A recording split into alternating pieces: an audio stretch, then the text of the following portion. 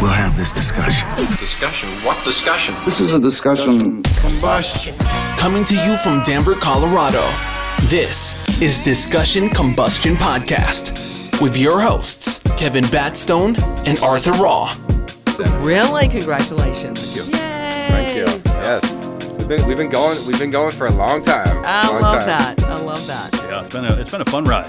Well, and this is the trajectory, right? It's a hockey stick. You get people, and they share it with their friends, and they start following you, and so it compounds itself. That's for sure. You got to ride the wave because it does ebb and flow. And I'll tell you this: the week before we met at that Grit together, I was done with this show. Just mentally, I was going to quit the show. What? That Grit together completely changed my trajectory, and I started this whole grit movement from it: guts, resilience, initiative, tenacity, and here we are. I love that.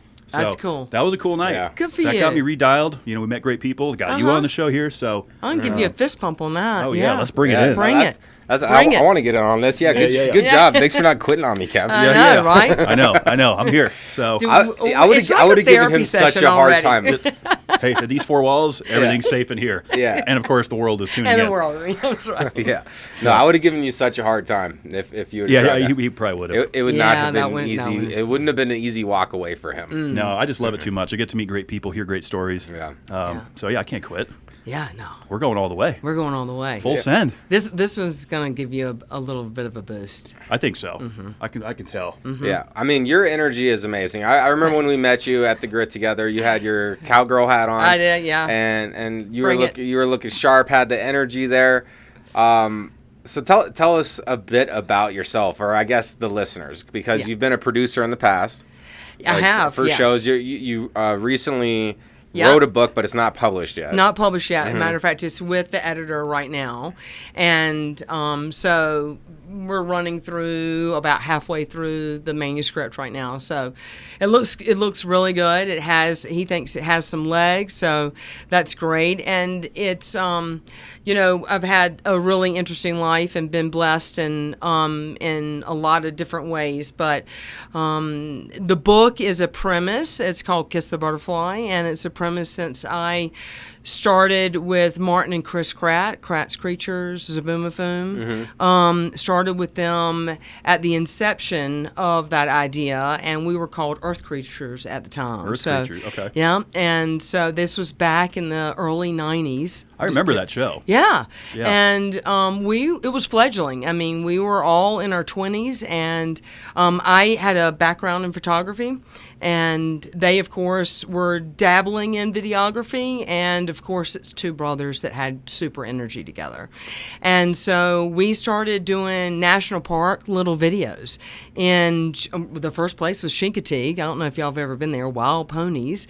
I haven't. Oh, yeah. Oh, it's awesome. Chincoteague? Chincoteague. Chincoteague. And Okay. it's right at the Delmarva area in the Outer Banks on the East Coast. So that's Delaware, Maryland, and Virginia area. I've been through that area. I don't know about that specifically. There's awesome wild ponies up and down the Outer Banks, and they originally came from the Spanish ships that wrecked off the coast, and those ponies swam ashore, and that lineage continues. Super So they're story. wild ponies. They're wild ponies. Wild horses, like And the so- Rolling Stones song. Yeah, and so we did our first video on wild ponies, and we started a genre like we wanted hip, cool videos of animals. We wanted it to be rich in information, and at the time back in the 90s, it was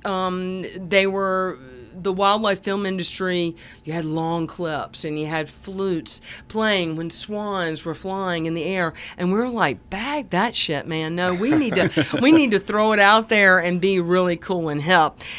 It was not taken by the industry very well at all. I mean, the wildlife industry didn't like us. So it was something completely different. Totally at the time. different. Okay. Quick clips and everything. Yeah. And so going back to your question, producing, we produced everything we did. We took the raw footage. I sat there and did all the clips and did spreadsheets, and we would all three of us would put the videos together, do all the research on the animals and so forth and so on. How was editing done in the 90s? Like, you didn't have like the video software that we have that now. we have today. We have VHS Yeah. tapes. And you'd have to cut and Oh yeah, Oh, and brutal. And I on the photography end of it, of course, I'm using 35 millimeter film. So I mean, I'm blowing through Fujichrome film and having it to go get developed and bring it back, and so it was just such a long, arduous process. it sounds tedious. Yeah, it really tedious. And then we were just kind of a little bit scoffed from the industry, and we were like, dude, we got to make this big or go home. And so we hooked up with a professor at Duke University where Martin and I graduated, and went down to the Amazon and spent about a half a year down there. Wow. Doing wildlife films and filming, and came back with about 40 hours worth of footage and some absolutely insane stories. Do you feel like you were prepared for the Amazon? Hell no. No. It was, I mean, growing up in North Carolina, it was about as humid as it is in North Carolina. Okay. But the animals, the insects, the ants. The ants. I could bugs. talk about ants for hours. They're really interesting. Yeah, And they like communicate with the fungi and stuff. And the book actually goes into this sort of idea of nature talks to itself, and you see this in like a mega way in the Amazon. Everything is just amplified beyond belief, and so trees talk to each other, and lichen, and of course the birds and the monkeys you look up in the trees and monkeys are everywhere, but they're the alarmist. They'll tell you if something's going on. Yeah. So you can literally, after a while, you kind of get used to the ebb and flow, and you can look and listen and go, okay, something's going on over here. Ooh, that's not a good call from a monkey. And you start to blend in with their cadence, and that's a beautiful thing. It takes a little bit to do that, though. Well, and you almost have to release a little bit to allow it to listen to the You intuition. got to listen to nature and take the signs. Yeah, and we don't do that these days, and that true. was another premise that Martin and Chris, and they've just made this a global thing, and which is amazing. But we wanted to teach children, go out in nature, go out in your backyard, go look at a squirrel, go follow a caterpillar around, and watch a butterfly for a little bit. And we just don't pause enough these days to actually love nature. And I have to say, though, Colorado, Boulder area where I am now, people are doing that. A little different up a there. little different than North Carolina. There's more tree huggers in that region. For sure. And honestly, like hugging a tree actually has a lot of benefits. I've seen Arthur do it. You know, For sure. Like if you appreciate the tree, the life that it brings us, it gives us oxygen, so it's a life-sustaining organism, and then it's been around a lot longer than we have. So there's like history there. Go try hugging a tree. You can tell Art's from Colorado. You got to try hugging a tree. You got to hug them. Well, I mean, I think, and the tree maybe give you some energy back. You never know where that's going to take you. Revitalizing energy. Right? You What about our rocks? That we would set them out in the grass to let them charge from the Earth's energy, and then bring them in here before a show. Okay. Yeah. So give you positive vibes, positive energy. Yeah. I mean, you can't hurt, right? No. Well, you were in Lions at this thing where we met. The grit thing. That thing was way out there, wasn't it? Yeah, and you might have gotten the energy from. I did. The trees and the rocks. Yeah, there was goats on the property. It might have catapulted you. That might have been it. Yeah, that could have been it. It's revitalizing. Nature does have healing properties. We are from nature. Yeah. So we're the only animal to tame nature in the extent that we have. Yeah. Like, sure, like ants have colonizations and like these massive like ant cities. They're huge. Massive. So it is really interesting to like think about the Earth's journey within the universe and how everything is kind of connected.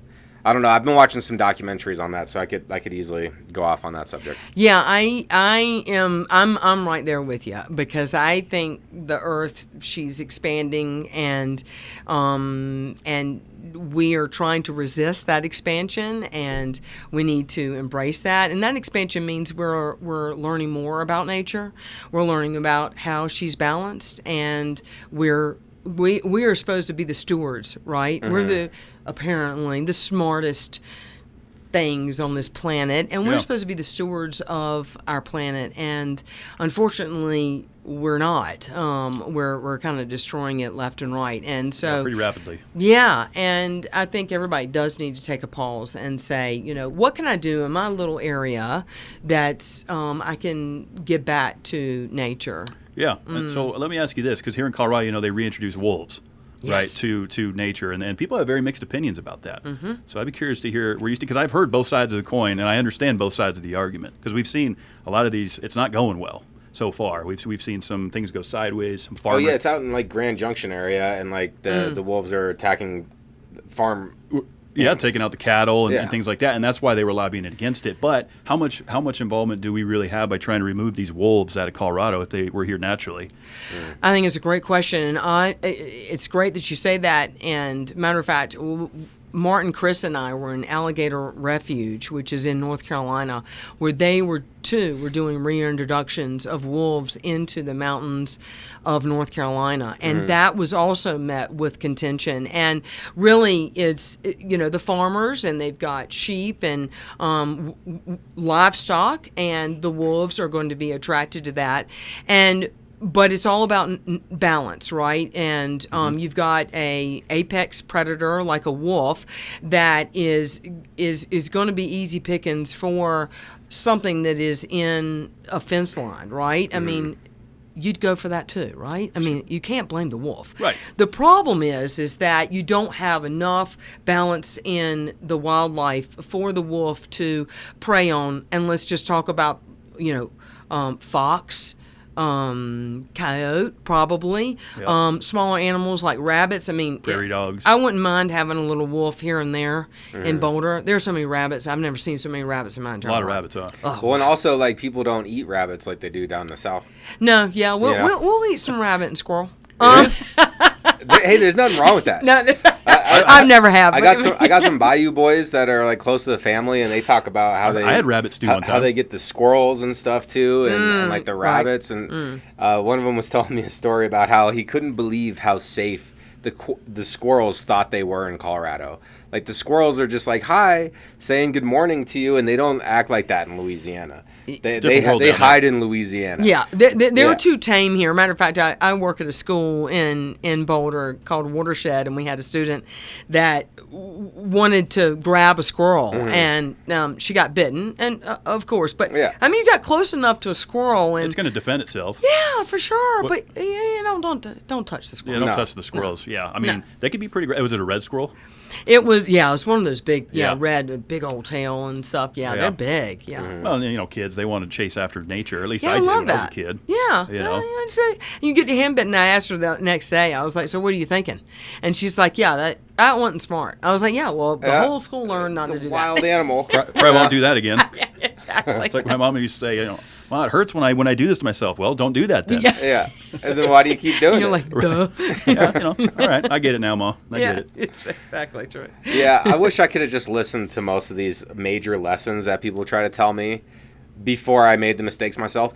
Are most people like that, would you say? Like, they hear the advice, they hear what they should do in life, and but then they have to go mess up to learn that lesson themselves. I do think human nature is, well, I'm going to try it. And I do think that at certain ages in your life, especially when you're a teenager, you're like, I'm going to try a little bit more. And also, my parents don't know everything. And so I'm gonna see if I can prove them wrong, so to speak. But yeah, so I do think it's human nature to go out on a limb and try something for sure. Especially in your teenage years, you got to push the envelope a little bit. Yeah, at least I did. Yeah, I wanted to see what I could get away with, and I learned some things. Yeah. I grew up in the backwoods in New Hampshire, so that's my background. Up there in Lake Winnipesaukee, I don't know if you're familiar with that area. Absolutely. I grew up on Lake Winnie. Oh, We had a lot of fun. Yeah. There are some stories about that. There was an NPR Lake Winnipeg and in that area. Yep. Oh yeah, the lakes region they call it. So there's so many lakes. It'll be like Lake Wentworth, Lake Winnipeg, Lake Winnipesaukee. A lot of lakes up there. Okay. Which makes for great fishing. Yeah. So I enjoyed that. Did you ice fishing too? I would drive my car on the ice out to the ice houses, and my buddies would all drink beer and they would fish through it. I would just go for the fun. Yeah, wow. Yeah. There's movies made about that. About people going through the ice. Yeah. I mean, it gets like 3 feet thick, the ice there. Yeah, it's rated. So you feel pretty good when you're driving your vehicle. I wouldn't do on that again. No. Again, that was me in my teenage years. No, I wouldn't drive my car out there again. I mean, dude, if you see the F-150s, like if it's in the middle of winter, if midwinter, It's got to like be frozen solid. like I think you're good to go out midwinter, but if you're like going out there late winter, like early spring, like that's No, it's risky. that's a silly. That's tricky. That's really Yeah. look at the ice road truckers. You ever see those guys? Yeah, I've watched some of that. That's intense. That's intense. It's like -30. Yeah, I wouldn't do that. And an 18-wheeler, screaming across some ice. No. No. Sounds like a recipe for disaster. Yeah, for sure. No doubt about it. Yeah, I don't know about that. And then North Carolina, they just got like a little bit of snow, I heard, down in the Asheville Right? area. I mean, well, yeah, in Asheville, God bless you guys in Asheville, because My cousin lives there. with Helena and now the winter coming in, and it used to be when I grew up in North Carolina, it snowed even where I grew up, which was a little town outside of Raleigh on the eastern side of North Carolina. We would get snow every year, and now, of course, that is just not happening, and the mountains of North Carolina will get a little bit, and there's ski resorts there that ice skiing. I didn't know that about the Raleigh area. Mm-hmm. Yeah. Interesting. So I know. they get enough snow to support ski traffic. Yeah, for sure. Well, and What it's is different ice skiing? Ice skiing means you're skiing on ice. Okay. It's just not going to get like here, Yeah. like powder. Right. Like, Okay, It's so that- those falls are a little more serious. Yeah, if you're out there ice It's skiing. that crusty, icy, snowy.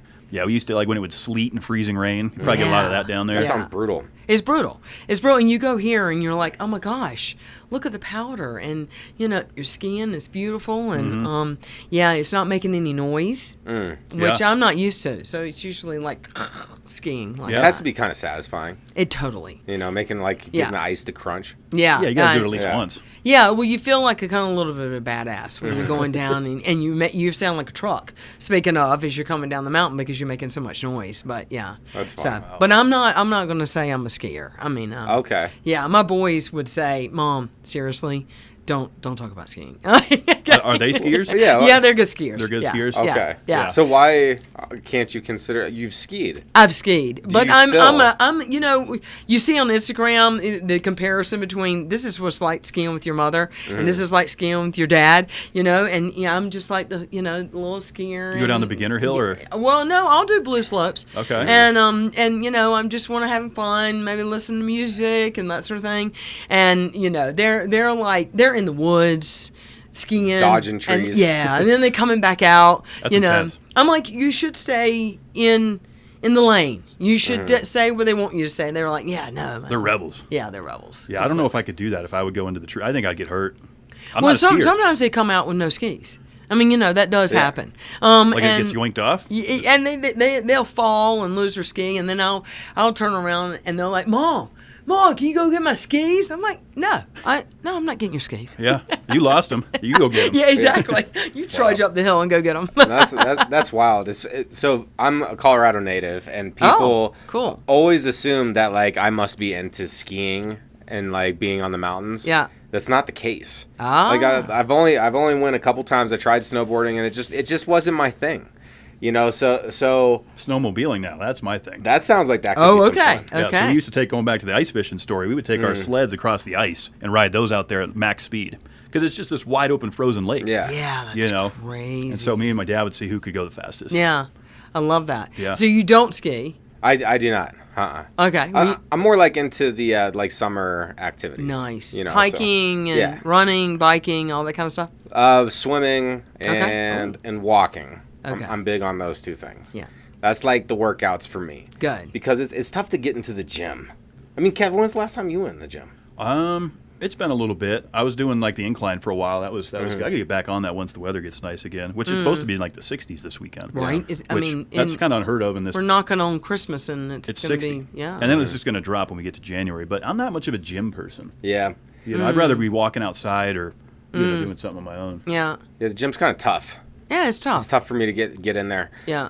You know, and anyone who's listened to Discussion Combustion or anything, they know I'm an advocate for walking and getting out into nature, and hitting the stairs.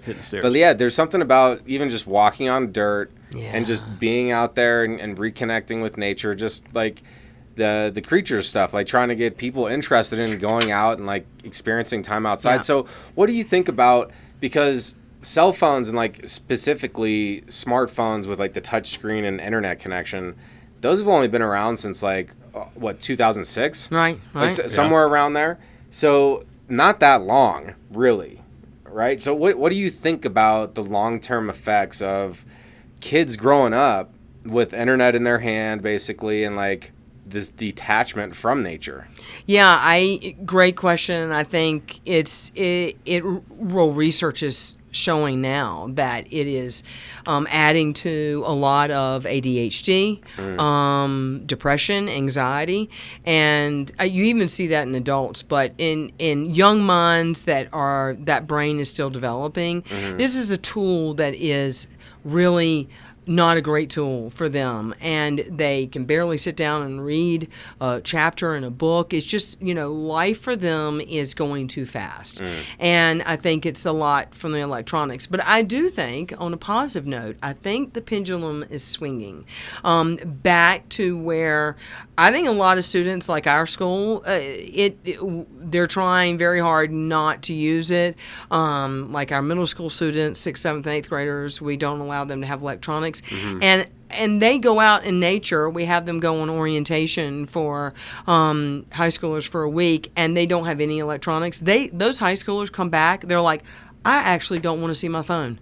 And that's awesome. It's awesome. And it is a super tool for them to go out and go into nature, converse with their friends, have fun, like you said, go and feel the dirt, climb a rock, and they'll come back and go, I can't believe how much I'm missing by spending so much time on my phone instead of going out. So I call it time slows down when you take this away, because I'm a victim of it as well. I I think we all are. Yeah, I'll sit on my phone and be like, and then I'll look at my watch and be like, oh my gosh, I just spent 30 minutes doing Or I'll that. close the app, and then like 30 seconds later, I reopen it. Yeah. What I just closed? It's like, why am I doing that? It's like a cure for instant bordom. It right? really and is. I think that's yeah. become the replacement for boredom rather than going on a walk, going out into nature, doing for stuff sure. like that. So that's refreshing to hear, though, that the younger generation is coming back the other way. Yeah. And I think there is. It's going to be like a hashtag put the phone down movement coming. For sure. And my boys are 20 and 22, and they are at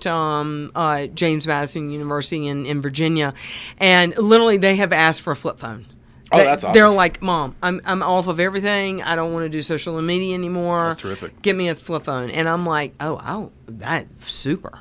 Still save me Those are some going to money. come back. Yeah, I think they're going to come Or like, back. remember the ones in the 90s, the megaphones, the huge cell phones with the big antenna on it? Yeah, You know? yeah, that's right. Yep. And when we were in I don't even know, traveling now and trying to hook up with people. When we were in the Amazon, you had zero Yeah. communication. Oh, yeah. And that was a little scary. I mean, no doubt. If someone got hurt where we were so remote that was it. You were hurt and done.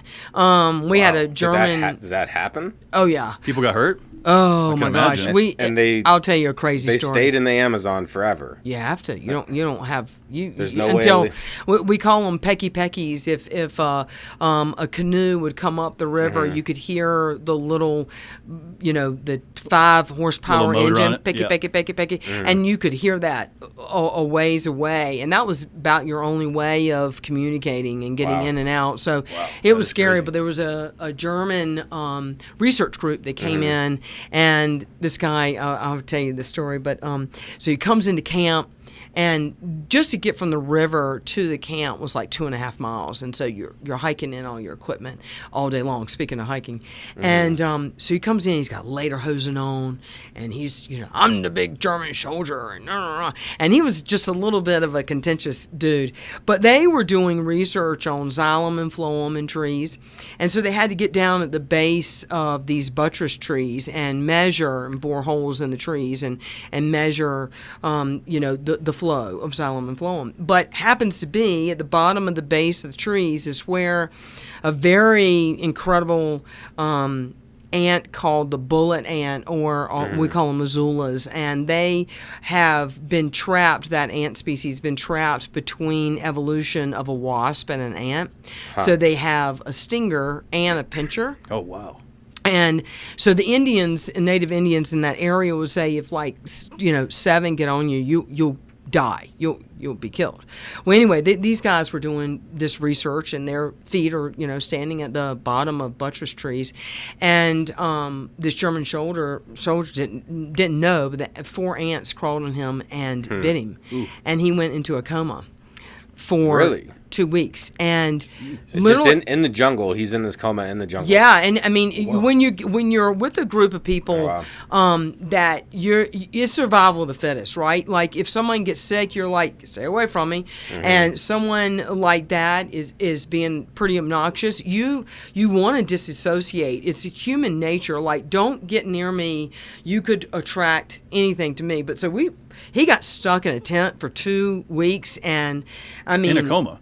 In a coma. Wow. We couldn't do anything about it. And that's crazy. His research team had to bag all the research. It was really. And so when he came out of the coma, was he like, what happened? He came out of the coma. Let me tell you something. He came out of the coma and he put duct tape around every piece of his body, because he was like this. Oh my God! And he literally is like, he goes, I can't be here anymore. I cannot live here. I am going to die. And we were so that humbled him a little bit. Yeah, Okay. And God bless duct tape. But I mean, he literally he came in lederhosen, and then he ended up with jeans and duct tape around his jean legs and all that kind of stuff, which was kind of funny. But he says. This ant is like taking a fork and scraping it on your bones, and you're like, I'm gonna throw up. Sounds rough. But there was a lot. So he bailed on the operation. He bailed. So I'm out of here. He peaced out, and he's like, I'm out. We had to swim in a lake they called Oxbow Lakes, that are lakes that are taken off from the main river stream, Manu River, and in those lakes are piranha. So you have to bathe with piranha, but and that's a leap of faith, right? And so our researchers were there, and we're like, you gotta have like a lookout or something. And right? you're just like, no, you just like fend for yourself. And we were like, am I not gonna get in that lake with piranha? They were like, unless you don't want to bathe for X period of time. But by the way, but they're not gonna eat you because it's plentiful. They don't need to, chew on you, and they're not desperate unless you are bleeding. And so, is that what does it? They're attracted to the blood? Yeah. So you can't, if you've got like a mosquito bite and you've itched it and stuff, you're not going to Don't go in there. You're not going in But there was a lady Yeah. that had got shingles down there because it's extremely stressful. Yeah. I mean, every moment of every day, you're part of the food chain. Do you think stress can cause shingles? Oh, well, yeah, 100%. Well, yeah, because it weakens your entire immune system and everything. Yeah. Well, and if you've had chickenpox As a or something kid, like yeah. that, it's harbored in your spine. So, I mean, most people are going to get shingles because they're stressed out. Interesting. And you're stressed out 100% of the time. And so she got shingles, and it really is on half your body because it's harbored in your spine. So the flare will come on one side of the body or not. But she had it in her face, and like she couldn't. Wash her face or couldn't bathe or anything. It was for weeks probably. Huh? Yeah, Wow. not cool. Now, would you be able to like throw some chum in the water to get the piranhas to go swim towards it and then do your business? Well, I wouldn't do that, but I mean, but So there are clips of us in that lake holding up caiman, alligators, baby alligators, and stuff like that. So we would go out, and I was out on that lake a good amount because at the time, I don't know if I might be able to say this, but I was the only person that had habituated to a family of giant river otters while I was there. So a river otter would come and get me every day, and I would canoe out, and he would have his whole family there, and there's been a lot of research on my photographs from all that. But so like you were chosen by a family of otters to like they trusted your energy basically. Pretty much, yeah. Yeah, That's pretty cool. Yeah, and we coined him Phantasma. They're dangerous. Yeah, they're huge. They're like 80 pounds, and his canines are large, and they eat, fish and piranha and catfish and so forth and so on. Super hunters, and he, I think that Martin, Chris, and I were always, kind of paddling out there trying to find super wildlife that were hanging over the river. Great shots, right? Sun going down and everything. And I think he just kind of like, hey, these kids are pretty cool. And the first day we were out there, actually, we were on this little dugout canoe. It actually leaked, too. We poured all of our money into our camera equipment. So, I mean, I practically... So your boat sucked? Yeah. And but actually, worse than that, we were all, like, excited. We were seeing the giant river otters for the first time. And we all found ourselves on the front bow of the boat. Oh. And all of a sudden, and it leaked, too. Did it go? 3 of us, and it tipped over. And Phantasma, who was the giant river otter, he just... picked up and he kind of like telescoped his neck out, like looking at us like, what are you idiots doing? Like, why? And so we've got like all this camera equipment. We're swimming. The boat is, really turtled, and we're going to the stream or to the edge. And it's funny, Martin and Chris, I was like, this is the way we're going to die. Oh, gosh. Some alligator is going to come out here and eat us, or that giant river otter is going to come out and eat us. Yeah. And I honestly think he probably is like those poor people. I don't know what they are, but they're strange creatures. They could tell you were struggling. But and they're no threat. Yeah. Yeah. We were no threat. Crazy monkeys. Yeah, crazy monkeys. Yeah. Crazy monkeys. Yeah, there were some good crazy monkey times. Wow. So, yeah. Did your equipment get damaged from the water? No, we were so tough back then. I don't know how we did it, but I had a huge Nikon and a massive lens, and we tread water up to the lake's edge. But we would hike probably 4 miles a day, and I must have had probably 45 to 50 pounds of camera equipment all day long. Yeah. And we got pretty fit pretty quickly. Yeah, that's a long time to be out there. What did you eat? Like, what did you guys eat? Well, in the beginning, we had, we brought in rations. bags of everything you can possibly imagine. A lot of pasta and tuna, fish, and all that kind of stuff. Yeah. And then we kind of slightly ran out of food, and so we started eating catfish, ate some piranha. We would listen to the monkeys and go and see where they were fruiting and eat some of the fruit they would eat. We didn't know what it was practically. So that's a little risky move, but if it's safe for the monkeys, and here's an odd thing: we never got sick. That was going to be my next question. Never got sick, and isn't that crazy? And we never purified our water. I mean, I had like a Nalgene bottle like this. I would look at it would be It'd be like brown. And you could see stuff swimming in Really? it, and you were so thirsty You all just the time. drink it. And you just like, cheek, I'm going to drink it. and no one got sick. No one got sick. No one got like diarrhea. No or anything? Giardia, none of that. Really? That's crazy. But we were in Manu National Park. This is the Yeah. most pristine part of the Amazon. And, Okay. we talk about, preserving wildlife. When we got out of Manu at the end of us leaving, we passed the national park, and we were heading down on Manu River, and there were no animals. And they knew. They, right down after or past the border to the national park, is mining. So they mine for gold. They eat everything.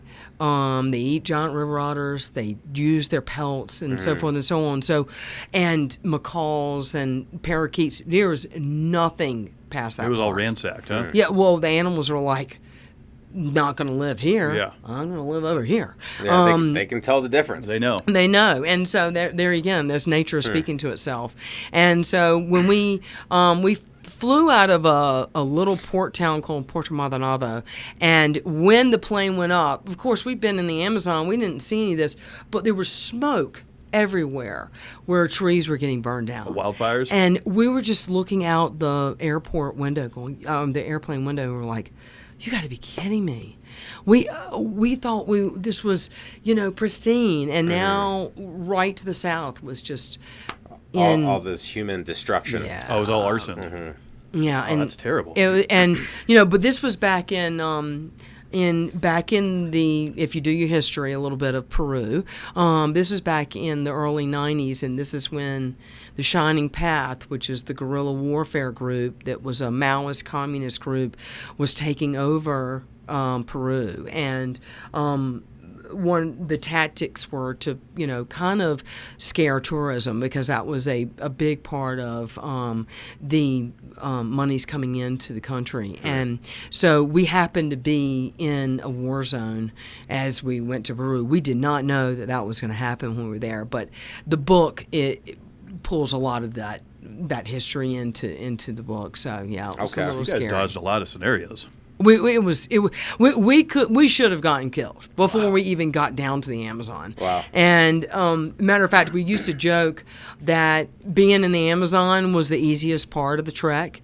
Going and getting through Lima at that time, and for a lesser part, Cusco was harder, the human piece of it. And we were gringos, and we were kind of called out, if you will, and had a lot of equipment. Yeah, which is worth a lot. So worth a lot. That has to kind of put some target on your back. I mean, For sure. Isn't that crazy? Like, all the things that can get us, like, we're the most dangerous thing for each other. Yeah, for sure. As humans. Yeah. yeah. Yeah. Well, I remember, I at the time, this is, again, back in the 90s, and my camera equipment cost about $23,000, which was almost my whole savings account, right? Right. Yeah. You went all in. I mean, I'm in literally the first night in the jungle with the Pelican cases, which is, those waterproof cases. I had it in the tent with me. I was practically sleeping on top of them, and Martin was like, "What are you doing?"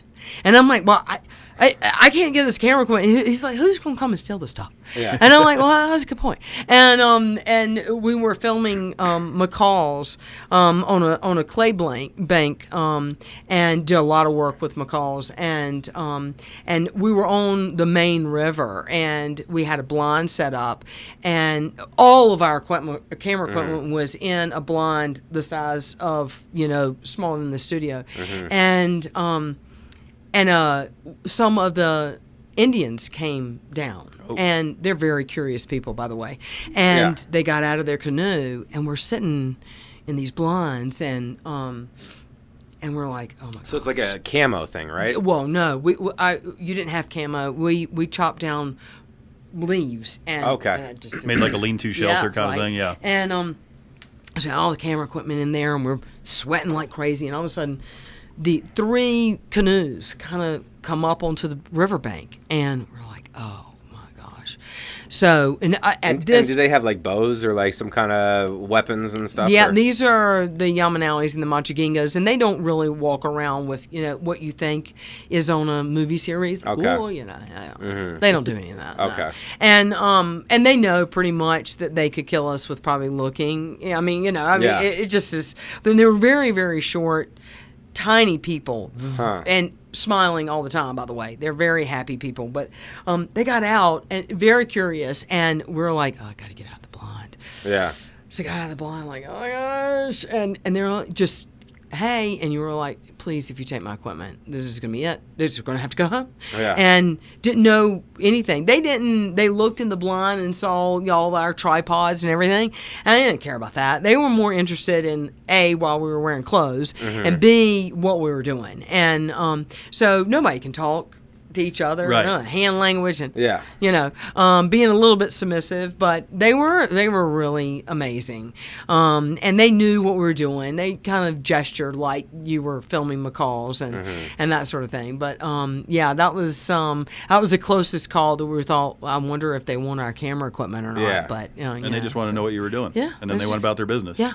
Yeah. So, yeah. And they're smiling. They're smiling because they live in nature, which we've Right. already talked about as healing. Yes. And nobody gets sick. Nobody gets sick. No one gets sick. You know? Yeah, and they're be smiling using too. their natural, herbs and everything that we're trying to medicinally find in the Amazon. Yeah.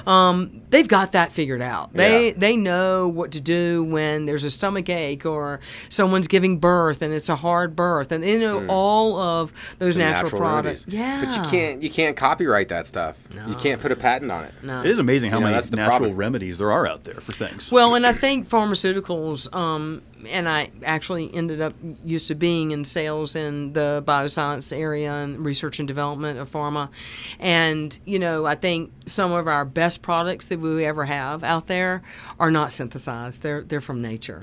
I would agree with that. Yeah, right. I mean, so it's just one of those things that we probably need to go back to do that. But at the same time, it takes people going down to prestigious places and to gather. Yeah, and it gets raped, and you don't want to go through that. So. Well, yeah, because then to have enough of that natural ailment, like you have to harvest it. Yeah. And mass So, produce so it. then there's that whole part of it too.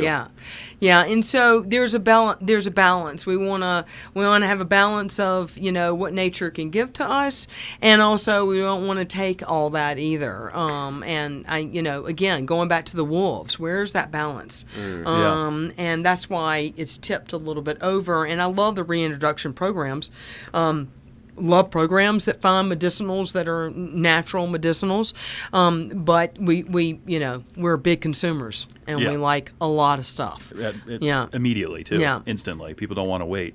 So do you think we could recreate the environment to grow some of that stuff here in like a warehouse situation, greenhouse situation, and grow some of those natural remedies here? Well, it's great that you asked that, and I'll answer that in a kind of a sideways, because we were at this fundraiser for regenerative farming. Okay, Yeah, it was great. I think that regenerative farming is critical to make sure that our bodies stay healthy. And the more healthy we are, the less we lean on pharma to solve our problems. So I think it really starts with what you're putting in your mouth. You should really investigate and have a balance there. And then the scale is going to tip that our society is not leaning so hard on these pharmaceuticals to get us through. And I mean, it's everything. It's sugars and making sure that children are not eating as much of processed foods. Right. And we also want to make sure that the farmers are taken care of, but the foods that are coming out of good regenerative farming are not costly. I mean, right now it's expensive, right? Very. To do regenerative farming, to take care, to have ancient grains and so forth and so on, it costs a lot of money. And so we need government to help, and we need that to be in a little bit more balance, and also have a flip on the script on where we find our foods. I mean, I could find lots of coupons right now for Lucky Charms and so forth and so on. But let me get some coupons for apples and so forth and so on. So Yeah, that's when you word it that way. It's concerning. It is concerning. Because when you walk through the grocery store, I've kind of learned to stay away from the center store, right? Yeah. That's where all the junk is. Yeah. You go, you get your meat, you get your produce, right? You grab your milk and your eggs, and then you're out of there. it's so true, Right? Because I worked in the grocery business for almost 15 years, so I have a lot of background in it. So- and I've seen this wow. industry change. I've seen the organic products try to come in, and I've seen them get pushed right out. You have to have the market for it, of course. You got to educate the consumer on it, and that's a tall task. It is a tall task. And I mean, I love the fact in recent times, I mean, we've got Whole Foods and we've got some natural product grocery stores, quote unquote, but they're, it's expensive. Very expensive. In Boulder's got a beautiful farmer's market. And you gotta weed through some of it to find what you want. I mean, I was with my partner and we bought some microgreens, and I was like, you know what? We can grow this at home. I mean, this is easy stuff. And it's kind of that. I would love for. Since I'm in education, I would love for kids to start to learn, what can I grow in the backyard? What tomatoes? Yeah, that's what we should be teaching. Yeah. Yeah. Yeah. I mean, let's get them, growing stuff. And you're also pretty proud, when you pull off a tomato. That is a good moment. Yeah. That is Like, awesome. I grew that. Yeah. Yeah, I grew that. And you're like, look at that tomato. And when you slice it open, it does not look like the tomato that you get in the grocery store. And it is so succulent and so red. And you're like, and you grew it. And you're just like, this is the best. One of the best beets I ever ate was grown in my mom's backyard. See? Homegrown beet. Yeah. So it's like there's like two pieces though to what you're talking about. It's the type of consumption that people have, but I also feel like one of the other areas is the dedication and commitment aspect of actually committing to a healthier lifestyle. Because like what you were just saying, Kev, like people want, even buying stuff, they want it instantly. So like people want to lose weight, they buy a pill because they want to hit the easy button. So as long as it's like it's a phantom easy button. Like it doesn't really exist. No. Like, and if you truly want to see any results in your life, then you need to do something that is going to be sustainable, that you can actually commit to and obtain daily. Like people set big goals, which is great, but you've got to come up with like the obtainable little goals that make up that big goal. And when diet and health come into it, and I'm no saint, like I still eat frozen pizzas, and like this is the area I could improve most is my diet, and not hitting the easy button. Like I do that all the time with my food, so I'll admit to that here, but I know it's an issue. Right, so I feel like there's two parts to that. Well, I think it is, and I think it's just your behavior and doing the little things, and again, I go back to this slowing down time. Going outside and having a little garden, or grow some basil.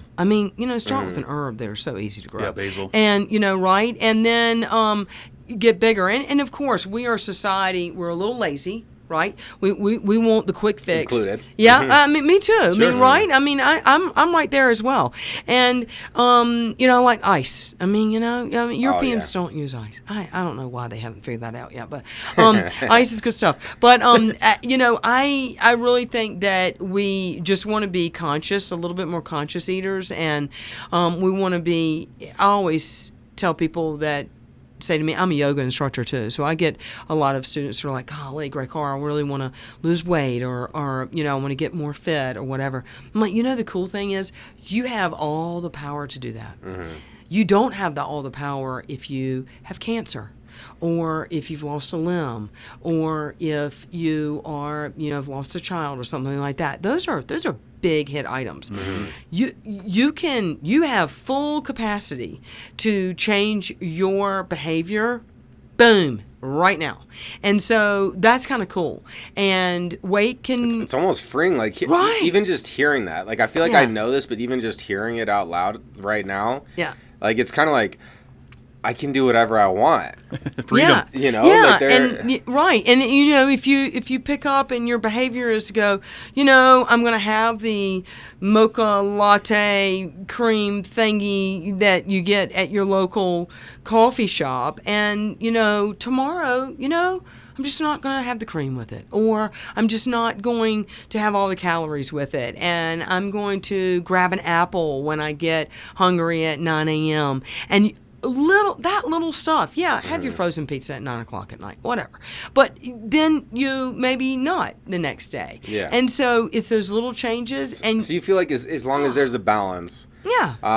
Like the 80-20 rule I was talking about that Coach talks about. 80% of the time we're on. We're dialed, you're hitting the gym, right. You're eating right. But 20% of the time, which equates to about 6 days a month, eat your cheesecake, have your Haagen-Dazs, have some Skittles, and then you're right back on the on the horse. I have to say, I watch in full admittance, I watch Dwayne Johnson. Okay, and we love Dwayne Johnson. Oh, The Rock is amazing. I also sell his tequila, Terramana. Okay, That's for another time. Yeah, that's we that's should, for tequila time. Yeah, I was going to right. We should have a shot. But I love his philosophy in the sense that he really takes care of his body, obviously. But he has the Sunday cheat day, right? And the dude can eat some pancakes. So Good God, can he ever? Wow, It's amazing. Yeah, it is. guys are both familiar with his pancake eating? Oh yeah, if you follow him on social media. How do I not know about the He's pancakes? on our You're Instagram. missing out on it. I don't know about the pancakes. Yeah, he eats. He's, I mean, when he pulls up in that gorgeous kitchen, and the stack of pancakes like this, and we've got, the dozen eggs, and he loads it in, and he'll have, I don't know if he has a shot of tequila with the pancakes, but needless to say, he's having tequila that night too.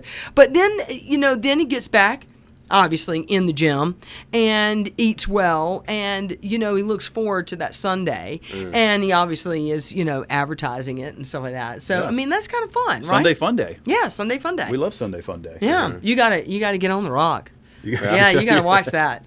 And actually, and I'll, on Sundays I'll look at that massive stack of pancakes and I go, I'm not hungry anymore because that is so much food. I don't know how someone can consume that much in one sitting. Yeah. I mean, but you look how many calories he's burning in the gym. Yeah. I mean, he works out like 4 hours a day. His That's body a lot. mass index must be just rock bottom. He's a super nice guy. Do you feel like that's all natural? Or do you feel like he's like taking steroids or like some kind of supplement? I'm sure he's taken some supplements that are legal along the way, right? That encourage muscle growth. I mean, he's not doing like professional I don't think sports, so. so it's not like he's not doing the Olympics like where he can't take But enhancing. his quads are. It's a beast. It's a beast. Yeah. I mean, he's a big man. He's I big. mean, I don't know. I mean, he seems so nice, and he's got the world as his oyster, right? Mm-hmm. I mean, he has got resources out the yin yang. He's worked hard. I want to say in my heart of hearts that he has not taken any supplements that I don't are think he is. under the counter. Now, but, Liver King, a little different story. Do you know Liver King? He's a social media influencer that Okay. always shows us, he's sitting there eating like raw eggs and all this stuff, and he's just unnaturally yoked. Yeah. And he's admitted to it, so I'm not assuming anything. But Yeah. Well, and the human body is such a beautiful thing, and it's so responsive to so much stuff. But you start doing that, and the heart is going to explode. I mean, and you remember what was the Olympic runner female that died of a heart attack?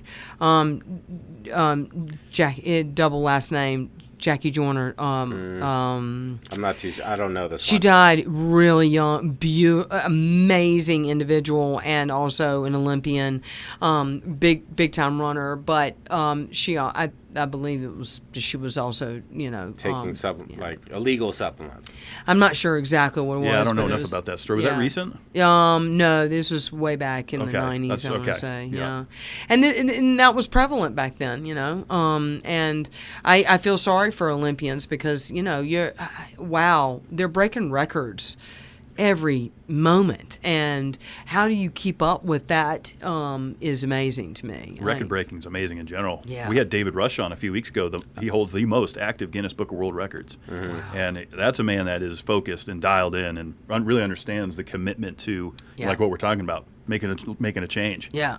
So crazy stuff. Yeah, I learned in just moving here to Boulder from Virginia that Olympians will come here because of the low altitude. oxygen level, and I don't know, it's called oxygen dumping or something like that. But I mean, you see you see crazy Olympians in the Boulder It's a good area. place to train because of the high altitude. You take that to low altitude, it's an advantage. Yeah. I mean, growing up here, anytime I've ever went sea level, I feel a lot more energetic. I could drink and I don't even get inebriated. Isn't that weird? Have you noticed that? It's wild. Oh, I came out here and I love wine and I'll have a glass of wine and be like, whoa. That was a strong glass. Yeah. Was that a large pour? What was that? Cheap date. Yeah. Yeah, like, oh, yeah, Yeah, especially when you get up like 10,000 feet, like when we're camping, Oh, It's dangerous. yeah. you're drinking beer up there, it's like, woo. Yeah. It's You gotta be dangerous. careful. You gotta Well, stay hydrated. Yeah, well, when we've been, I love camping and I love fun. camping out. It's so much fun, and it's so easier versus camping in the Amazon. But you take the little bladders of little wine at night. And you've just been camping all day and you're tired. It's the bed. You got a little. Well, you can't have fire. A little campfire and stuff like that. And you take a sip and you're like, whoa. Sleep When good that's when tonight? I start talking. I mean, I'll start telling stories. Do you? like You like that. sit around campfire stories? Oh yeah, I have a can little tell Pinot Grigio? Yeah. That used to get Kevin and I in trouble. We'd like, just one more beer, and then it'd be like 12 a.m. and then okay, all right, just one more, and then it'd be like 3 a.m. That's why I don't drink on the podcast. Yeah. Yeah. I you stopped just- drinking on here in April. Yeah. Oh really? Yeah. Yeah. Oh, you watch Joe Rogan and stuff like that, and every once in a while he'll have the energy of people, and they're like, "Yeah, let's have a shot." And and that podcast. We used to party on Wednesdays. Did you? We were a party pod for a We'd be long pretty time. buzzed by the end of the episode. Yeah. You go back and watch some of those. I'm like, hey, listeners, We love you, man. Yeah. Yeah, we got to keep it tightened up, Yeah. But I can see that. 80-20, have your fun. Get for it sure. dialed, right? Yeah, no doubt. But yeah, it's super fun to, have a little glass of wine and start telling stories, and everybody gravitates. Oh towards yeah, that, and then the hours fly by, and you're like, we better go to bed. Yeah. We better shut. Why not? We better Let's just shut have it one down. more. We're one having more too much beer. fun. Why not? Yeah. Only live once. Well, and y'all stories when when you're having these Wednesdays, and what do you talk about? Any and everything? Like, are you jamming on a podcast and then you're just like, oh, we got to run with that for a little while? Oh no, we seem to talk about women a lot. Yeah, women are a topic of conversation. Yeah, we're an enigma. You could have a whole podcast just about that. Just about women. Well, don't women talk about men a lot too? Yeah, I would say. That was a pregnant pause. I think it's probably pretty A balanced. pregnant pause? Yeah, What is a pregnant pause? Yeah, Like, let it develop. No noise. Like, Pregnant pause. I gotta Never think heard- about that. I've never heard Never that. heard Oh, about that never. either. Okay. Is that like that North must be Carolina? a southern I was term. gonna say, that must be North Carolina. Yeah, North Yeah. Carolina term. I got to ask you a question about North Carolina. All right. Shoot. So, banana and mayonnaise sandwich. Yes or no? No, I don't know what that is. What are you talking about? Do you eat banana? All my North mayonnaise Carolina NASCAR sandwiches? buddies are like, that's a North Carolina thing. Yeah, no. Well, no. Barbecue is a North Carolina thing. Okay, so now, this will determine everything. Best Oh. barbecue: Kansas City, Texas, North Carolina. Yeah, seriously. I mean, we were talking about this. It's vinegar based. Okay, so you're going Carolina, of course. Got to. No Texas, huh? Well, Texas is not using pork; they're using beef. That's Mainly. fair. Okay, so they don't know what they're doing, and it should not be called barbecue. It's just something Sorry, else because Texas. barbecue is basically pork. Okay, you can call it something else. I have to say, St. Louis. I mean, they've got some good Ribs. Good, yeah, and their barbecue is good. It's got that tangy sauce that's more ketchup based. Yellow on the sweeter side. Right, but in North Carolina, well, we want it tangy, vinegar based. I'd say, and the best is a clean pork, not a lot of fat. So just shout out pulled pork. to Parker's Barbecue. Yeah. yeah, What was the shout out? Parker's Barbecue, which Parker's is in Barbecue. Wilson, North Carolina, which gotta is get my down hometown. I got to get down there. Yeah, well, let me tell you something. They ship. Do they? They ship, and That's smart. and I've already had. You got it on. It's on the way. Oh, so yeah, and matter of fact, my boyfriend, we met each other, believe it or not, at a bar in Boulder, and he knew Parker's Barbecue. Okay. And I'm like, so that was points. He scored a Oh, swish. he went straight up. I mean, I was 3-point like, swish. you gotta be kidding me. And I was like, how do you know Parker's Barbecue in Wilson, North Carolina? He's like, oh my gosh, my family would go there all the time, and we were born and raised on barbecue practically. So one of our first dates, he came over, and I had Parker's Barbecue delivered to Boulder, and it's Parker's. Parker's PARKERS. Okay, not Porkers. No, well, yeah, Okay. yeah. Well, I'm just making sure here. I'm just making well, sure. I sound like I have like marbles in my mouth sometimes. So, Parker's Barbecue. Parker's yeah. Barbecue. Okay. It's that southern drawl. It's the Southern drawl. Which yeah. I like it. It's my favorite accent in the country. Yeah. Oh, like, okay. New Orleans, they kind of have their touch. They do Yeah, things they a little do. different down there, but that. I'm around NASCAR. That's North Carolina guys. We have a fun time. I love that. Yeah, energy. they got the twang and just a little bit harder twang than I Yeah, do. yeah, So yeah. I've been away from North Carolina enough for slightly get refined. But yeah. But if you go down there, does it come out even thicker? Oh, You get around those North Carolina folk. For sure, and my mom still lives there, so I talk to her every day. And Yeah. then it's funny because people, at school at Watershed, they're like, "Oh man, we can hear your accent get thicker 10 minutes into your conversation with your mother." Isn't that So she's got her very, very deep Southern accent, and so it's quite nice. I bet she's a good it's lovely. storyteller. Oh, that's where I get this. I was from. going to say I had a feeling. Yeah. It's like listening to a British person narrate something. Right, and Yeah. if people are not tuned in to the voice, into the accent, they're like, "Are you from Australia?" I'm like, "You gotta be kidding me." Australia, no, I don't. I don't Yeah, hear, I I don't wouldn't hear peg that. it. No, I wouldn't either. I don't even know how that's possible. But we have an Australian student at Watershed, and he was laughing with me the other day. He's like, I mean, you do kind of sound like me, and I'm like, Really? I mean, Anton, come on. But anyway, so it's pretty funny. But people are not tuned into it. But in North Carolina, I'll go on for a list forever. There are 3 accents in North Carolina. Okay. There is the East Coast accent, where a little bit of this accent that I've got. Then you've got the middle part of North Carolina, which is Like Charlotte. Greensboro, Charlotte, NASCAR. That's That's a NASCAR. little twangy, talk real fast. And then you've got Appalachia. And that's a little bit of a different accent. That's as some well. bluegrass over there. That's some bluegrass. Yeah. Some good old hee-haws, I call it. Yeah, yeah, and then they're getting a little refined, but that you can definitely tell different people in North Carolina, but where they're raised and stuff like that by their accent. And then there's that Tennessee, Kentucky accent that is hovering in that Appalachian area. Yeah, it's pretty cool. I My love favorite accent. accents. Yeah, they're fun. Yeah, they're I don't really have my super New England fun. one anymore. I kind of lost it. Some words will come out if when I was drinking heavy, it would come out. Yeah. Or if you'd been talking to your buddies. Yeah, if I get on the or something. phone, we potty, we could hide. Oh yeah. There you go. That's that New England. Yeah, for sure. know. When it used to be, if people on the radio and stuff, they would want the accent or that neutral accent that would come from the Midwest, right? And Colorado has a little bit of a neutral Do we? accent to it. Do we? Yeah. See, It's the way their O's, the way they say their O's are like Coors. Oh, Coors. Coors. They call it Coors Light. Okay. Colorado, Colorado. Okay. Coors. I don't know. Since we don't have accents and everybody in this state is from out of state, basically, I feel like I have like a mixed accent. And if I hang around people with a different accent long enough, It'll rub off. then I start to mimic them subconsciously. Like I don't even realize I'm doing this. Oh, yeah. So I was in this Texas for a wedding one time. And I started like talking like, hey, and my girlfriend at the time, she like got upset at me. She's like, why? It sounds like you're making fun of their accent. Oh. And I'm like, no, I'm just Trying to blend in. enveloped and Yeah. I'm just around it. So I love it. I kind of get in trouble if I'm around another accent. I start picking up on it, and it's fun. It's fun, right? You shouldn't take offense to it. So, do you think if you were in London for a couple of weeks, you'd be speaking a little Brit? Maybe, Yeah. yeah. I think I would. I'll get that. Because I love the Brits. I do Yeah. too. They're great. Yeah. I mean, But I've you're gotten right about really the good ice. at rolling my tongue because I'm around Espanol now all the time. Oh yeah. So I got that. okay. I got that tongue roll down. Yeah, you're getting Yeah. good with your Espanol. Yeah. Yeah. You're pretty good with Just And- something I'm learning. Yeah. Well, and Spanish is such a great language to It learn. is. It's I fun. mean, it is super fun. Do you know other languages?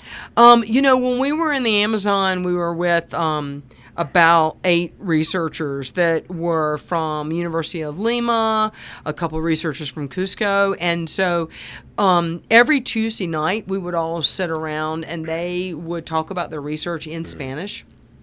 Interesting. And I was, I guess, classically trained or educated in French, and so Martin and Chris both could speak Spanish pretty well, but it was just Spanish all the time in the Amazon. And so when we came out, I was actually conversing. I could definitely listen and know exactly what was going on, but that's faded away over time, which is really unfortunate. I love to submerge myself back, and my boys are like, "Do you want to go back to Peru and kind of go back there?" I'm like, "No, I have PTSD from I bet. You're not going back there. I had so much.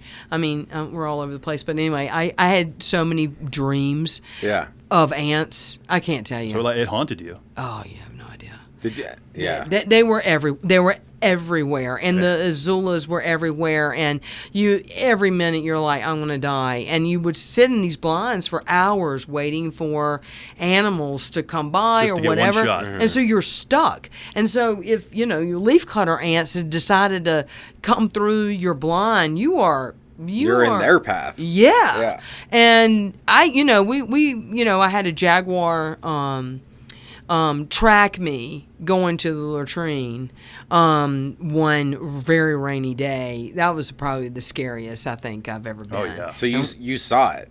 Well, tracking you, or how did you know? Yeah. So you instinctually after a while you You kind can of feel the eyes. Yeah, you know something's wrong. Yeah. I mean, you know it in your ethos. We don't get that while we're in urban environments and whatever. But when you're down there for a while, your senses pivot like hard, and you know when you're getting watched. But so I was going. It was one rainy morning, and we had to go, and we had a latrine that someone dug. Thank God, a hole in the ground, and we put chicken wire around it. So when you're doing your business, you're not.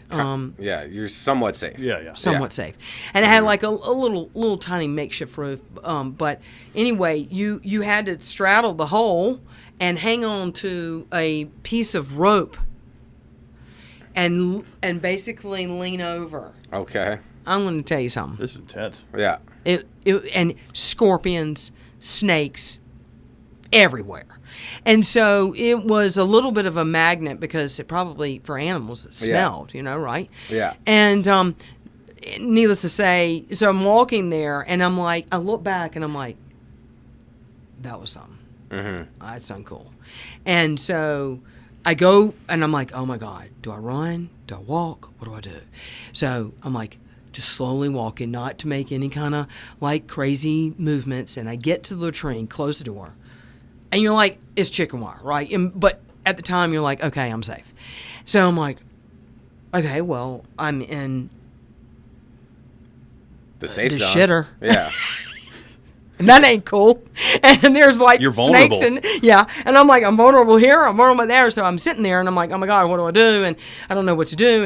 And I'm looking, and then all of a sudden, bink, right across the trail, the jaguar goes across the trail again. I'm like, that's done. I'm done. I'm done. Yeah, I'm done. you're by yourself. I'm by myself. Yeah. I'm way away from camp, and so I'm in the latrine, and I'm not safe. I'm not safe here, and this dude has got me in his sights, and so I waited and waited, probably like 30 minutes.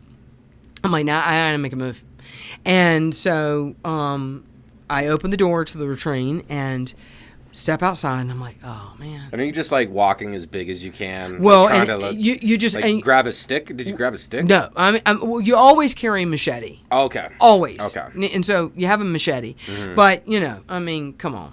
You know what's going to happen. They're going to attack you from behind. Oh, yeah. So you're just like, okay, I'm just gonna walk, and I'm just gonna be. This is me, and I'm walking, and I didn't, I'm just gonna and I'm gonna walk at a good pace, and I'm a healthy human being, and I'm walking, Yeah. I saw his tracks and got a little bit faster, and then I'm all out running, started, to camp. okay. Oh yeah, I started running and dove into one of the structures that were at camp, and I was like, Martin and Chris, I'm not kidding. I almost got killed by a jaguar, and they're like, "I don't trust you." And I'm like, "Yeah, get your camera equipment. We're gonna go out, and y'all are gonna see the paw prints." Yeah. And we did, but we never found You never saw him again? Yeah. Never saw another cat. Wow. The whole time we were Wow. there. So no footage of the cats. Huh. No footage of the cats. We had to go to Belize to get raw footage to supplement on jaguars and ocelots and that sort of thing. So That's crazy. yeah. I was gonna say, are you gonna talk Rinky and how he says like leopard? So we talked with some guy who John Rinky, who was on Tiger King. So he had like all this Tiger King You ever watch that experience. show? And he He's said been on here twice. He said Get out! Yeah. Yeah, he said the big cat that he was most scared of was The a leopard. leopard. Well, yeah, Because the man. leopards like would plan, and they would hide meals, and they're like one of the only forethought big cats. Yeah, he didn't even think about it. He's like leopard Yeah. all the way. Really Most dangerous big cat. daggone. Yeah, Yeah, so I think a jaguar is kind of close to a leopard. Is for it sure. not? Oh, Very absolutely. similar, I think. Yeah. Wow. Pumas are, and I'm fascinated by pumas or mountain lions or cougars. I mean, they've got all sorts of names, but they can live literally anywhere. Yeah. You can find a mountain lion, in the Canadian Rockies, and you can find a mountain lion in Patagonia. I mean, they're like everywhere. They're really adaptable. But I didn't know that about leopard. That's a little scary. Yeah. Oh, yeah. And that's what he does. He works with big cats. Yeah. He was Joe Exotic's right-hand man for years down on their, that ranch zoo? in Oklahoma. In Oklahoma, Yeah. for sure. Yeah, I never made it down there. I don't know why I want to call it Big Claw Ranch, but I know that wasn't it. Well, it got bought out by that guy, Jess something. I can't think of the guy's name, but he pretty much ran it into the ground. Yeah. Well, you know, it's funny. I for years, and I guess still today, I'm pretty against zoos or anything like that because seeing animals like that out in the wild, especially like macaws. If I see a macaw in a cage, I absolutely freak out. I mean, when you see flocks of macaws fly up in the air, it almost looks like a Monet painting because the colors just sort of like wash, and they are very curious, very smart, and then you see them in a cage. They're like, oh man. It is sad. They need to be free for sure. Yeah, I mean, you saw it. You lived it. I mean, unless if they're like injured and need rehabilitating. Well, there's that Yeah. too, and there's some like- super like raptor rehab places that do amazing jobs. But I'm just, you know, and they get imprinted too. So you've got that. So if they get imprinted and they can't go out in the wild, they've you know they've been born and raised and around humans, and they wouldn't make it. But yeah, I'm you know that's probably. I'm against it mostly in the zoo situation. Yeah, same with SeaWorld. You know, after watching that, what was it, Cannot Blackfish, I think it was called, that documentary, I was like, no. Yeah. I would never go there ever. Yeah. No Yeah, interest in you sporting kind of, that. and you know, and I understand that some of their argument is, we're preserving, Right. but are you really? Because these animals could never go out in the wild. Yeah, especially the orcas. They need to be Yeah. free. Yeah, you preserve by taking care of their natural habitats, Right. not putting them into cages. 100%. That's how you preserve. Yeah, that's Yeah. how you preserve. No doubt about it. And you know, I think curiosity of humans. I mean, I'm all for that as long as you stay away. You know, go to Yellowstone. You know, don't get close to the bison. They'll And they kill all you. do. They all try to take selfies with it. Yeah, I mean, Like, what are they doing? Yeah, what are you doing? Like animals end up getting killed because of these situations. Yep. You know, and it's very irresponsible. Yeah. Like people out here for a picture, like you know, just like the kid getting bit by the squirrel. Like sometimes you don't quite realize that nature is life or death. Yeah. Like you go look at that field with all the flowers in it. Like that's a battleground. Yeah. Like there's life and death happening out there, and like you got the hawks coming in, and like, you know, all this stuff is happening, and we just, like I was mentioning, like we happen to tame it, and we're living during a time where we have internet in our hands, and like we're kind of removed from nature, even though that's where we're from. So it's an interesting period in humanity. I'm happy to be alive right now with like the amount of information that we have available at our fingertips. Yeah. But there's a lot of things that we can improve on, of course. Yeah. Well, you know, my family grew up, they were hunters, you know. My mom's a great hunter, by the way. And, I mean, bird hunters, deer, and, you know, actually it was the hunters who were the first conservationists and wanting to strike the balance, you know. And, you know, so I'm all about that, as long as it's balanced, you know, and, you know, it's the same thing. It's just everything should be balanced. Should be balanced. And that's why they hand out, you know, 150 deer tags or whatever it is. You know, Yeah, they try to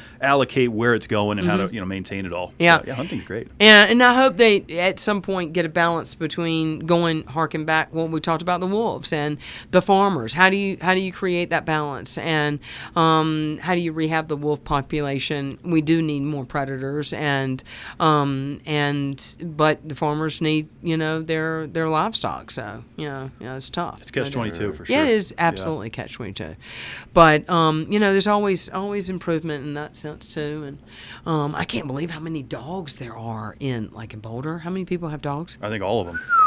And how many of those dogs would never exist in the wild? Not a lot. Yeah, they're all like man-made dogs. Yeah. People love their dogs here. Yeah, Big that's a big one. Yeah. Yeah. Do you have a dog? Yeah, I do have a dog. I do mean, have a it's dog. yeah. And of course mine is perfect. No, yeah, I mean, and you know, I've always had dogs, and we've had in our family we've always had labs because they were bird hunters. So we always, you know, they were trained to bird hunt, and they were super great. And then I had an Irish hunt terrier, little tiny little 8-pound, but they were the precursor to the Jack Russell, and they used to go down when fox hunting, and they go down into the hole and kill the fox. They were, I mean, big ratters, big killers of fox. And so her name was Hot Lips Houlihan was her name, actually. Hot Lips Houlihan. Yeah, I got to go harken back to MASH. But anyway, so I just, dated myself there too. But she was awesome. And she would kill every mouse around, and super great. Never, I don't know how she did it, but it was never a bloody mess like a cat does. So it's super fun. But now my dog is Labradoodle, and so she's a little fancy thing. So Likes being pampered a little bit. She gets pampered. Yeah, she goes to school every day. Oh, really? And yeah, so she gets to play around with the kids and that sort of thing. Oh, that's So, nice. yeah, That's a fun life. do y'all have pets? I'm a fish guy. I have fish. Salt water? No, freshwater, but African cichlids. Oh, Yep. whoa, snap. Okay. Yeah, it's fun. It's a 30-gallon. I mean, it's nothing too huge, but I got a little tiger cichlid in there and a huge placosomus. My frontosa died. That was my favorite fish. Okay, all right. But African cichlids are beautiful. Yeah. Do you Yeah. name your fish? I only named the placosomus. I named him Pringle with the help of Arthur. Okay, all right. Pringle the pleco. I love that. Yeah. Yeah, that's funny. Yeah. They're fun. It is fun. Yeah, you're not a pet guy. Yeah. I got you. Oh, okay. He's a There we wild go. animal. Yeah, to say the least. Yeah. No, I love that. This has been a really fun conversation. Yeah. this flew by. I consider myself a dog whisperer, but I just don't want to own dogs. So I love dogs to death. That's But I fantastic. just don't want to own them. Yeah. I like I that agree. freedom. I like that freedom. So this is the part where you can plug everything. Cool. Okay. Where do you want? And we'll put all this in the show notes so people can find it as well. Great. Yeah, you can find me on Instagram, Gray Carr Bridgers. I am going to start a website, and I'll let you guys know when it's up, which will be all my photographs. I've had several galleries, one in New York and down in Virginia as well, but these will all get published. And since I've traveled all over the world with wildlife, and then Kiss the Butterfly, the manuscript. We'll see where that goes, but I'll let y'all know when we get We're excited legs for with that. that. Yeah, I'm really excited. It has been a lifelong journey, and I'm glad it's come to fruition. I feel like Colorado and Boulder kind of pulled it all together and made me go, just get it out there and do this. So I'm It's all pretty about excited. timing, right? Yeah, it's all about timing. It's the right time. Yeah. So hopefully your listeners will want to read it and learn more about it, and go outside and, don't pet a squirrel. Go and enjoy life outdoors. I like it.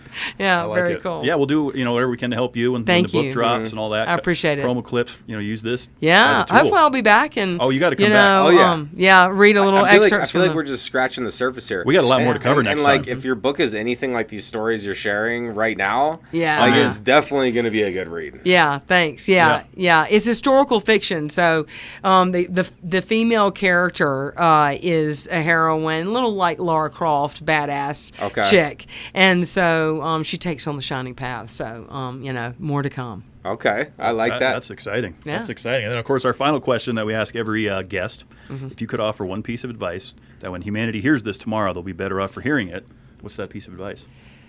Yeah, I'm going to stick to the nature thing. Go out. I had a feeling you were going to say just get outdoors. Go get outdoors and hug a tree.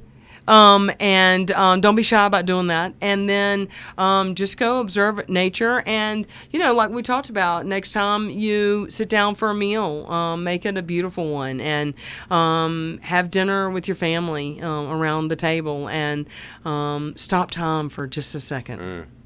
I like it. Slow down Good time stuff. by putting your cell phones down. Yes. That's another piece of advice I got Good here. one. Yeah, and going out in nature, like I've talked about this 1,000 times. I love this subject. Like, you will feel refreshed after going outside, and especially if you go outside with the intent to appreciate the nature. And sometimes I have a hard time. Sometimes I don't want to go on a walk, and then I'm looking at TikTok while I'm on my walk. But when I was just getting ready to say that. Don't take your phone. Leave it on behind. the walk. yeah, leave it behind. Make sure and- people know where you're going. Yeah. Right. And just actually tap in. Tap Like, If you in. could go on a real walk where you're not looking at your phone and stuff like that, Yeah. takes a little time to appreciate. But once you start appreciating, it's priceless. Yeah, and listen, and the birds will sing to you, and you'll hear little scratches here and there. It's so cool. Oh my gosh, there's this one day I got to tell this story. I don't even think I told you this, Kev.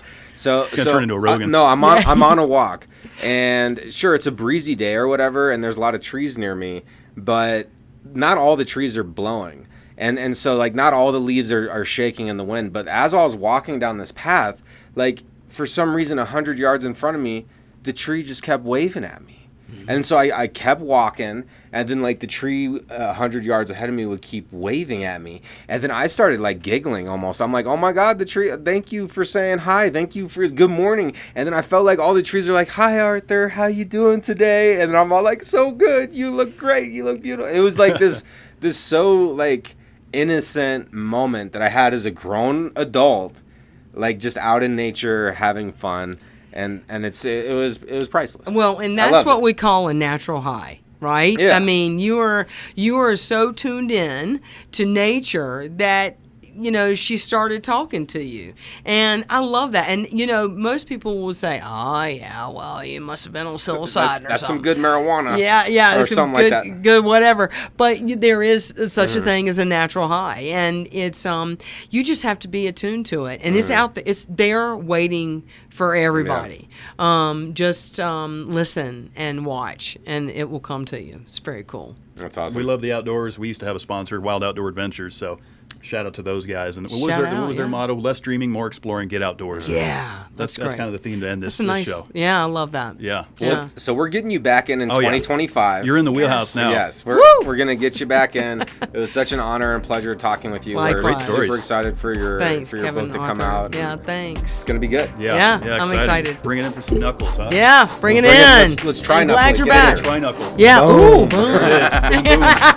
All right, Gray, we're out of here. Thank you, viewers. We'll see you on Happy Peace. Friday. See ya. Thanks. Cheers. That was fun.